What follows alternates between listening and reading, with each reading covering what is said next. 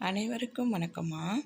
நம்ம வீட்டில் ஒரு பாசிட்டிவ் எனர்ஜி இருக்கணும், செல்வ கடாட்சம் இருக்கணும், பணப்பிரச்சனை இருக்கக்கூடாது அப்படின்னு நினைக்கிறவங்களுக்காக தான் இந்த பதிவு. அதாவது ரொம்ப ஈஸியானது பொருள் தான். நம்ம 3 பொருளை வச்சு நம்ம செய்ய போகிறோம். வீட்டில் இருக்க ஒரு செம்பு சொம்பா எடுத்துக்கோங்க. பித்தளை அல்லது செம்பு சொம்பு எடுத்துக்கோங்க.